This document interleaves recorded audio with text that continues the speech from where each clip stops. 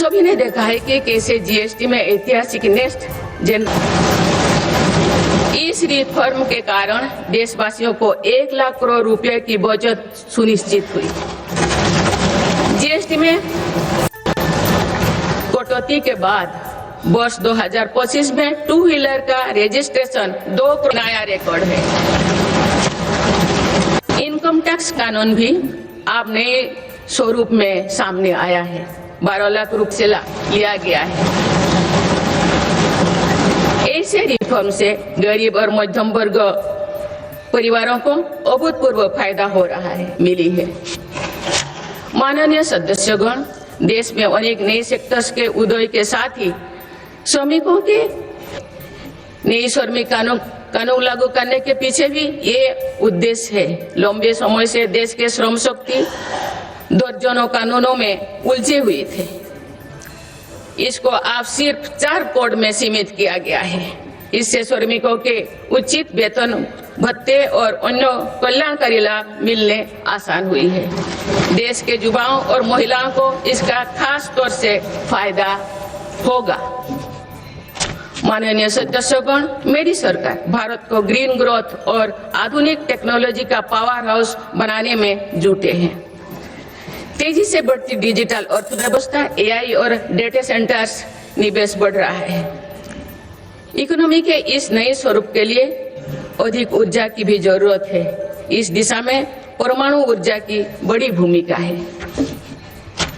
हाल ही में पारित शांति अधिनियम से 2047 तक 100 गीगावाट परमाणु ऊर्जा का लक्ष्य पाने में मदद मिलेगी।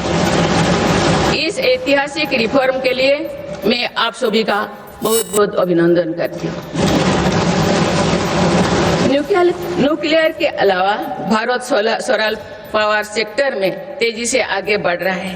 पीएम सूर्यघर मुक्त बिजली योजना से देश के आम उपभोक्ता आप बिजली के उत्पादक बन रहे हैं।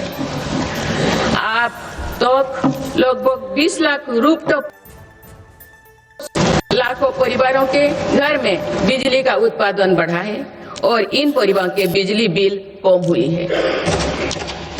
इन सभी प्रयासों से भारत 1 दशक के अंत तक 500 गीगावाट की रिन्यूएबल एनर्जी कैपेसिटी को लक्ष्य पर जरूर हासिल करेगा।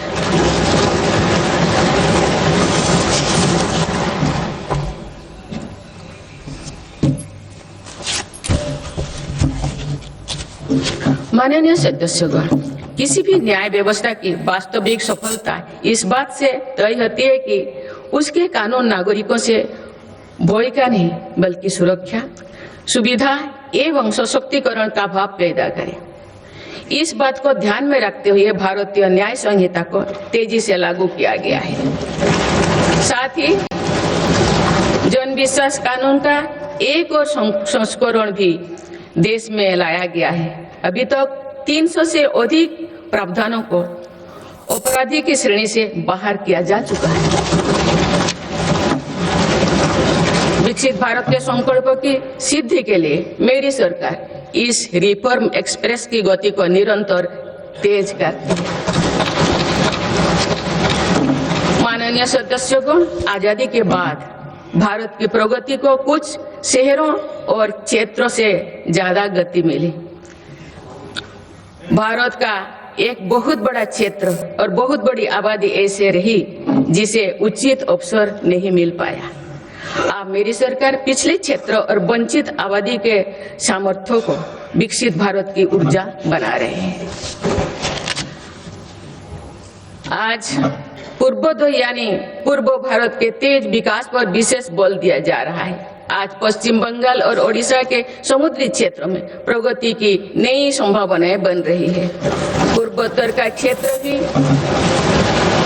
आज विकास की मुख्य धारा से जुड़ रहा है। पूर्वोत्तर में असम श्रीमद शंकर देव जी की जैसे महान विभूतियों की भूमि है। अब वो दिन भी दूर नहीं है। असम में बनी सेमीकंडक्टर चिप दुनिया भर के इलेक्ट्रिक उत्पादों की लाइफलाइन बनेगी। इस क्षेत्र में कनेक्टिविटी पर भी अभूतपूर्व बल दिया जा रहा है। माननीय सदस्यगण, बीते 11 वर्षों में पूर्वोत्तर में 7,200 किलोमीटर से ज्यादा राष्ट्रीय राजमार्ग बनाए गए हैं। इससे दूर दराज, पहाड़ी, जनजातीय और सीमावर्ती इलाकों तक पहुंचना आसान हुआ है। साथ ही प्रधानमंत्री ग्राम सड़क योजना के तहत लगभग 50,000 किलोमीटर ग्रामीण सड़कें बनी हैं। इससे बाजार, अस्पताल और स्कूल तक पहुंचना सरल हुआ है। 11 वर्षों में पूर्वोत्तर में रेलवे के विकास पर 80,000 करोड़ रुपया से अधिक का निवेश किया गया है। अरुणाचल प्रदेश, त्रिपुरा और मिजोरम, इन तीनों राज्यों की राजधानियां अब ब्रॉड गेज रेल लाइन से जुड़ चुकी है। इससे इन इलाकों में आर्थिक प्रगति, रोजगार और पर्यटन उद्योग के लिए नई द्वार खुले हैं। साथ साथ पूर्वोत्तर की आरोग्य और सुरक्षा के लिए भी ये दशक निर्णय का दशक रहा है। ईटानगर में स्टेट कैंसर इंस्टीट्यूट और असम के शिवसागर में मेडिकल कॉलेज बनने से लाखों परिवारों को इलाज में मदद मिलेगी।